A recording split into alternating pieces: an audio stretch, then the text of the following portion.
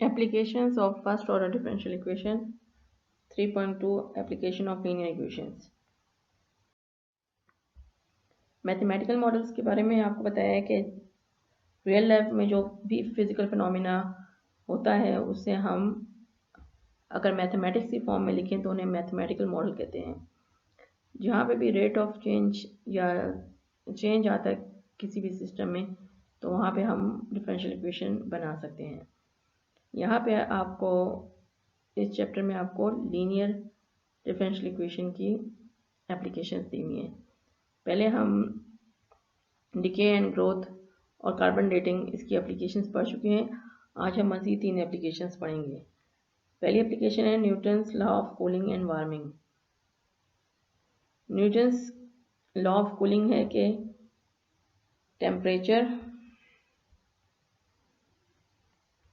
temperature of a body changes, the rate at which the temperature of a body changes is proportional to the difference between the temperature of the body and the temperature of the surrounding medium। एक body का temperature जो है वो किस rate से change होगा वो depend करता है आपने उसको किस सराउंडिंग पे रखा हुआ है और उस बॉडी का करंट टेम्परेचर कितना है उनके डिफरेंस पे डिपेंड करता है। तो rate of change of temperature क्या होता है, डायरेक्टली प्रोपोर्शनल होता है the difference between the temperature of the body and the temperature of the surrounding. और जो टेम्परेचर ऑफ द सराउंडिंग है इसको एम्बिएंट टेम्परेचर भी कहते हैं। इसको हम टीएम से रिप्रेजेंट कर रहे हैं। और कैपिटल टी स्मॉल टी जो है वो टाइम को रिप्रेजेंट कर रहा है और कैपिटल टी जो है temperature of a body at any time T को रिप्रेजेंट कर रहा है। तो न्यूटन लॉ ऑफ कूलिंग या वार्मिंग को हम इस तरह मैथमेटिकली लिख सकते हैं कि D T by D T जो कि rate of change of temperature है of the body is directly proportional to difference of temperature and temperature of surrounding. और ये प्रोपोर्शनैलिटी को हटाएंगे तो हमारे पास कांस्टेंट आ जाएगा और आपके पास ये इक्वेशन बन जाएगी। ये आपके पास प्रॉब्लम है। A thermometer is removed from room where the temperature is 70 degree Fahrenheit. एक थर्मामीटर जो है वो एक रूम में मौजूद था जहाँ पे 70 डिग्री फ़ारेनहाइट इसका टेम्परेचर था। ये आपके पास इनिशियल टेम्परेचर है at time t is equal to 0। फिर उस जो थर्मामीटर है उसको बाहर हवा में ले आया जहाँ पे सराउंडिंग का टेम्परेचर 10 डिग्री फ़ारेनहाइट था। हाफ मिनट के बाद थर्मामीटर की जो रीडिंग थी वो 50 डिग्री फ़ारेनहाइट थी और 1 मिनट के बाद आपने बतानी है कि थर्मामीटर की क्या रीडिंग होगी और ये बताना है कि 15 डिग्री फ़ारेनहाइट कितने टाइम तक पहुंचेगा, कितना टाइम लेगा। तो सबसे पहले हम इसको सॉल्व करते हैं कि हम सपोज करते हैं कैपिटल टी जो है टेम्परेचर ऑफ द थर्मामीटर है एट एनी टाइम टी और टी एम जो है वो सराउंडिंग टेम्परेचर है और आपके पास ये डिफरेंशियल इक्वेशन बन गई। अब इसमें हम वैल्यूज डालते हैं। सराउंडिंग का टेम्परेचर उन्होंने बताया कि 10 डिग्री फ़ारेनहाइट है तो इसकी जगह हमने 10 डाल दिया।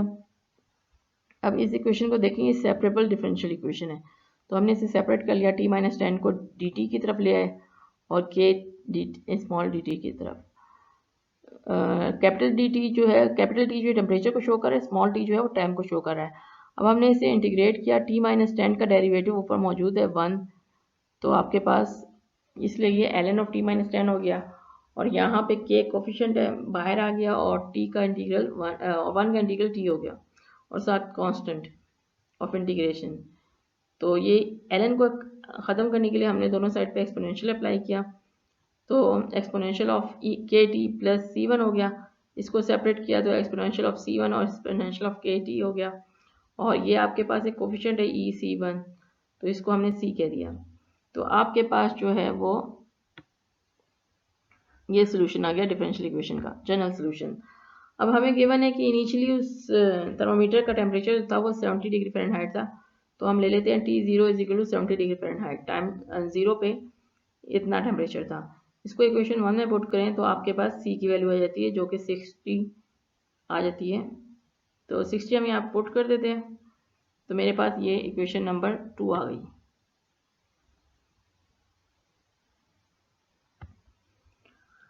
अब देखते हैं हमें क्या गिवन है। हमें गिवन है कि after one half minute the thermometer reads 50 degree Fahrenheit, यानी T of 1/2 is equal to 50 degree Fahrenheit. तो ये हम इक्वेशन नंबर 2 में पुट करते हैं, तो मेरे पास K की वैल्यू आ जाती है 2ln 2/3। अब ln की प्रॉपर्टी है कि इसके साथ जो नंबर मल्टीप्लाई हो रहा होता है वो पावर में चले जाता है। अगर ये पावर में मैं ले जाऊँ तो इनका स्क्वायर हो जाएगा, इसका स्क्वायर ले लें तो 4/9 हो गया। अगर मैं यहीं पर ln की वैल्यूज निकाल लूँ तो मेरे लिए सिंपल हो जाएगा, आगे कॉम्प्लिकेशन से बच जाएंगे। तो यहाँ पे ln ऑफ 4/9 की वैल्यू निकाल लेते हैं जो अप्रॉक्सीमेट -0.81 आ रही है। अब हम इसे, और ये नेगेटिव क्यों हो रहा है, क्योंकि टेम्परेचर हमारा डिक्रीज कर रहा है। अच्छा, तो इस वैल्यू को के की वैल्यू को जब हम इक्वेशन नंबर 2 में पुट करते हैं तो मेरे पास इक्वेशन नंबर 3 आ जाती है, जिसमें मेरे पास सी की भी वैल्यू है और के की भी वैल्यू है। अब हमारी ये जो इक्वेशन है ये रेडी है। कोई भी टेम्परेचर या कोई भी टाइम की वैल्यू पुट करें तो आपको दूसरा वेरिएबल मिल जाएगा। जैसे फर्ज करें यहाँ पे इन्होंने कहा है what is the reading of the thermometer at T is equal to 1 minute. तो टाइम को अगर हम 1 पुट करें यहाँ पे इक्वेशन 3 में तो मेरे पास टेम्परेचर आ जाएगा। तो टेम्परेचर कितना आ रहा है, वो तकरीबन आ रहा है 36.69 डिग्री फ़ारेनहाइट। और दूसरा प्रॉब्लम है how long will it take to for the thermometer to reach 15 degree Fahrenheit. तो अब आपको टेम्परेचर दिया हुआ है, टेम्परेचर कितना दिया 15, तो टाइम मालूम करना है, तो उसको भी इक्वेशन 3 में पुट करें, टेम्परेचर की जगह 15 आ जाएगा। इसको सिंप्लीफाई करें, 10 को उधर ले जाएं, 60 से डिवाइड कर दें तो आपके पास 1/12 आ गया। और ये एक्सपोनेंशियल ख़त्म करने के लिए दोनों साइड पे ln ले लेंगे, तो -0.81t आपके पास ln ऑफ 1/12 आ गया। इसको आप ln of 1 minus ln of 12 लिख सकते हैं। ln ऑफ 1 0 हो गया, माइनस ln ऑफ 12 हो गया, माइनस माइनस कैंसिल हो गया, और ln ऑफ 12 को डिवाइड कर देंगे 0.81 से, तो तकरीबन आपके पास 3.067 मिनट्स आ गया। दूसरी एप्लीकेशन है सीरीज सर्किट्स की। इसको देखेंगे, आपके पास एक डायग्राम है जो कि एक सीरीज सर्किट है और इसमें आपके पास रेजिस्टर है, आर रेजिस्टेंस, ठीक है। इंडक्टर को एल से रिप्रेजेंट किया है और वोल्टेज को ई से रिप्रेजेंट किया है। किरचॉफ सेकंड लॉ स्टेट करता है कि the sum of the voltage drop across inductor L di by dt and the voltage drop across the resistor IR is the same as the impressed voltage on the circuit। इसको mathematically हमने इस तरीके से linear differential equation से represent किया है। यहाँ I जो है वो करंट को रिप्रेजेंट कर रहा है। L di by dt plus R I is equal to E T. L आपके पास इंडक्टेंस है, R आपके पास रेजिस्टेंस है, इंडक्शन की यूनिट्स हेनरी है, रेजिस्टेंस की यूनिट्स ओम है, और ये वोल्टेज। और ये दूसरा एक सर्किट, इसको हम LR सीरीज सर्किट कहते हैं। ये दूसरा सर्किट है, इसे RC सीरीज सर्किट कहते हैं। इसमें आपके पास कैपेसिटेंस है, रेजिस्टेंस है और वोल्टेज है। तो the voltage drop across a capacitor with capacitance C is QT/C। Q क्या है, ये चार्ज को रिप्रेजेंट कर रहा है, चार्ज ऑन द कैपेसिटर। तो किरचॉफ सेकंड लॉ गिव्स, आपको ये इक्वेशन देता है। अब इसमें हमारे पास I करंट जो है उसको हम ले सकते हैं dq/dt। इसकी वैल्यू इक्वेशन 8 में पुट करें तो आपके पास ये डिफरेंशियल इक्वेशन बन जाती है। तो डिपेंड करता है कि हमारे पास LR सीरीज सर्किट है या RC सीरीज सर्किट है, तो उसके लिहाज से हम इक्वेशन लिखेंगे। ये प्रॉब्लम नंबर 15 है। A 30 volt electromotive force is applied to an LR series circuit in which the inductance is 0.1 henry. ये आपके पास इंडक्टेंस है L, ये आपके पास रेजिस्टेंस है R 50 ओहम्स, और करंट मालूम करना है आपने। If I of 0 is equal to 0 determine the current as t approaches to infinity. तो LR सीरीज की डिफरेंशियल इक्वेशन हमने यहाँ पे लिख ली, जो कि आपके पास लीनियर इक्वेशन इन I, जो गिवन है वो मैंने सारा कुछ लिख लिया। गिवन डेटा L आपके पास 0.1 है, R 50 है और E जो है वो आपके पास 30 है। इसको इस गिवन इक्वेशन में हम पुट कर देंगे और 0.1 से डिवाइड कर देंगे, तो आपके पास ये एक लीनियर डिफरेंशियल इक्वेशन बन गई इन I। अब इसका इंटीग्रेटिंग फैक्टर निकालेंगे, जो I के साथ आपका कोफिशिएंट है जो कि 500 है, तो e power integral of 500 dt। इसको इंटीग्रेट करें तो आपके पास क्या आ जाएगा, t आ जाएगा साथ। अब ये इंटीग्रेटिंग फैक्टर जो आपके पास आ गया है, इसको हम इक्वेशन नंबर 1 से मल्टीप्लाई कर देते हैं। वहाँ से मल्टीप्लाई कर दिया तो लेफ्ट हैंड साइड क्या हो जाएगा, इंटीग्रेटिंग फैक्टर और आई का डेरिवेटिव हो जाएगा। और राइट हैंड साइड वैसे लिखा, फिर डेरिवेटिव को खत्म करने के लिए इंटीग्रेट किया बोथ साइड, आपके पास ये आ गया। इसको इंटीग्रेट किया तो आपको पता है 3000 जो है वो बाहर आ जाएगा और ई रेस्ट वाई 5000t का डेरिवेटिव हो जाएगा e rest y 5000t divided by 500। तो आपके पास 3/5 आ गया और साथ कांस्टेंट ऑफ इंटीग्रेशन। तो यहाँ से ई रेस्ट पावर 500t को मल्टीप्लाई कर डिवाइड कर दिया पूरी इक्वेशन से, तो आपके पास आई जो कि करंट है इसकी वैल्यू आ गई। इसको हम इक्वेशन 2 कह देते हैं। ये क्या है, आई ऑफ टी है, आई जो है वो टी का फंक्शन है। अब हम देखते हैं हमारे पास इनिशियल वैल्यू प्रॉब्लम थी ये, तो इनिशियल कंडीशन डाल देते हैं I of 0 is equal to 0। इसमें I of 0 is equal to 0 put करें, यहाँ पे भी 0 आ गया, टी की जगह भी 0 आ गया, सी की वैल्यू -3/5 आ गई। इसको इक्वेशन 2 में डालें तो आपके पास इक्वेशन 2 ये बन जाता है। इसमें से 3/5 कॉमन ले लें तो आपके पास ये आ गया। इसको इक्वेशन 3 कह देते हैं। यही मालूम करना था, find the current I T if I of 0 is equal to 0। ये करंट हमने मालूम कर लिया, पहला पार्ट हो गया। दूसरा है determine the current as T approaches to infinity. तो इसके लिए हमें लिमिट लेना पड़ेगा करंट का। तो करंट का लिमिट लिया तो ये जो है -500 है, ये नीचे चला जाएगा, 1/e⁵ हो जाएगा। और जब इस पे लिमिट लगाएंगे तो 1/∞ अप्रोच कर जाएगा 0 पे।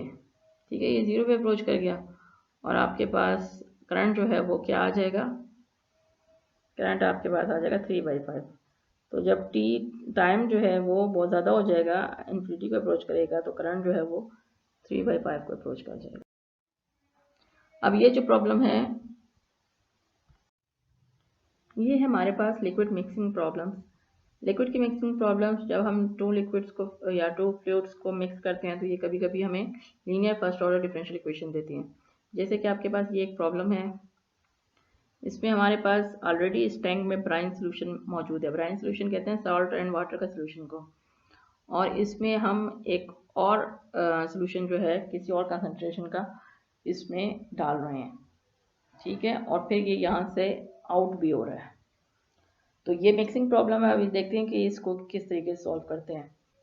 तो जो रेट है, rate at which the amount of salt in the mixing tank changes, इस टैंक में जो अमाउंट ऑफ सॉल्ट चेंज होगी वो डिपेंड करता है कि ये जो इनपुट रेट ऑफ सॉल्ट है ये क्या है और आउटपुट रेट ऑफ सॉल्ट क्या है। तो इसे हम आर इन और आर आउट से रिप्रेजेंट कर रहे हैं। अब हमारे पास ये प्रॉब्लम है 21। इसमें देखते हैं कि हम किस तरीके से ये रेट फाइंड करेंगे। इस प्रॉब्लम में जो टैंक है उसमें 200 लीटर ऑफ फ्लूइड है और इसमें 30 ग्राम्स ऑफ सॉल्ट है जिसे अच्छी तरीके से डिज़ोल्व किया हुआ है। अब एक और सोल्यूशन जो है सॉल्ट वाटर का, उसमें 1 ग्राम ऑफ सॉल्ट है पर लीटर के लिहाज से, और उससे इसके अंदर पंप किया जा रहा है इस टैंक के अंदर at a rate of 4 litre पर मिनट के लिहाज से। और फिर इसको सही तरीके से मिक्स कर किया गया है और फिर उसी रेट से इसको पंप आउट किया जा रहा है, यानी कि 4 लीटर पर मिनट के लिहाज से पंप आउट किया जा रहा है। अब हमने फाइंड करना है कि नंबर ऑफ अमाउंट ऑफ कितने ग्राम्स ऑफ सॉल्ट हैं इस टैंक में एट एनी टाइम टी।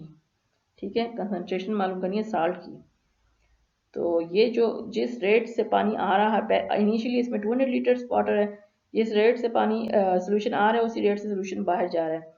तो इसलिए इस टैंक में जो है जो पानी की मिकदार है, फ्लूइड की मिकदार है, वो 200 लीटर ही रहेगी, कांस्टेंट रहेगी। ठीक है, देखते हैं इसको हम सॉल्व किस तरीके से करते हैं। The input rate at which the salt enters the tank is the product of the inflow concentration of salt and the inflow rate of fluid। किस रेट से आप फ्लूइड आ रहा है और उसमें साल्ट की कितनी कंसंट्रेशन है। तो हमारे पास साल्ट की कंसंट्रेशन कितनी है, 1 ग्राम पर लीटर, और जिस रेट से आ रहा है वो है 4 लीटर पर मिनट। तो मेरे पास R salt enters the tank का जो रेट है, इनपुट रेट है, वो मेरे पास आ गया 4 ग्राम पर मिनट। लीटर लीटर से कैंसिल हो गया। इसी तरीके से अब ये जो सोल्यूशन पंप आउट हो रहा है वो उसी रेट से हो रहा है जिस रेट से इंटर हो रहा है। तो मैंने भी बताया कि टैंक के अंदर जो सोल्यूशन की मिकदार होगी वो 200 लीटर ही रहेगी। और अब हम सी आउट निकालते हैं कि आर आउट निकालते हैं कि वो किस तरीके से concentration of salt, output rate क्या होगा ऑफ सॉल्ट। तो ये आपके पास जो अमाउंट है टैंक में सॉल्ट की डिवाइडेड बाय टोटल सोल्यूशन 200 ग्राम पर लीटर था, और फिर आउटपुट रेट 4 लीटर पर मिनट। तो ये आपको देगा 200 से 4 कैंसिल हो गया, तो ये आपको देगा 80/50 ग्राम पर मिनट। अब हमने अमाउंट ऑफ सॉल्ट फाइंड करना है, तो rate of amount of salt जो चेंज होता है वो आपके पास होता है R in minus R out. तो ये आर इन की वैल्यू लिख दी, ये आर आउट की वैल्यू लिख दी। अब यहाँ पे A/50 को मैं दूसरी साइड पे ले आई हूँ, तो ये हमारे पास एक लीनियर डिफरेंशियल इक्वेशन बन गई है इन ए में। तो इसका इंटीग्रेटिंग फैक्टर क्या होगा, e⁻⁴ इंटीग्रल ऑफ इसका ए का कोफिशिएंट 1/50 dt। तो इसको हमने इंटीग्रेट किया तो आपके पास t/50 आ गया। ठीक है, इंटीग्रेटिंग फैक्टर क्या होगा इसका, e⁻⁴ इंटीग्रल ऑफ ए का जो कोफिशिएंट है 1/50 dt with respect to T, इसको इंटीग्रेट कर लेंगे तो आपके पास क्या आ जाएगा, e⁻t/50। तो इस इंटीग्रेटिंग फैक्टर को इक्वेशन 1 से लीनियर इक्वेशन से मल्टीप्लाई करेंगे तो लेफ्ट हैंड साइड इसका हो जाएगा derivative of integrating factor into a, और राइट हैंड साइड वैसे लिखा है। अब इसको इंटीग्रेट करेंगे तो साइड पे डिफरेंशियल को हटाने के लिए, तो ये आपके पास ये आ जाएगा, डेरिवेटिव और इंटीग्रेशन कैंसिल हो गए। और यहाँ पे आपके पास क्या होगा, यहाँ पे आपने इंटीग्रेट जब किया 4e⁻t/50 को विथ रिस्पेक्ट टू dt,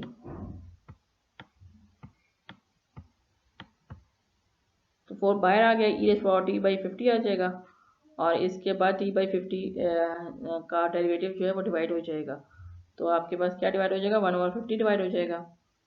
तो जब ऊपर जाएगा तो वो 4 से 50 मल्टीप्लाई हो जाएगा, आपके पास 200 आ जाएंगे, और साथ कांस्टेंट ऑफ इंटीग्रेशन। फिर ये e⁻t/50 को डिवाइड कर दिया पूरी इक्वेशन से, तो आपके पास ये इक्वेशन आ गई।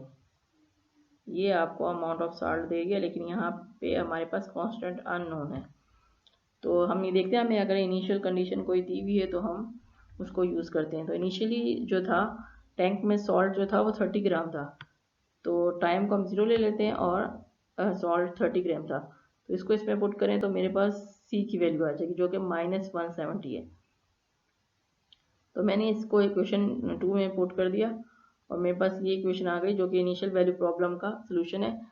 और यही इन्होंने हमसे पूछा था कि आप अमाउंट फाइंड करके बताएं, तो हमने ये रिक्वायर्ड इक्वेशन फाइंड कर ली है।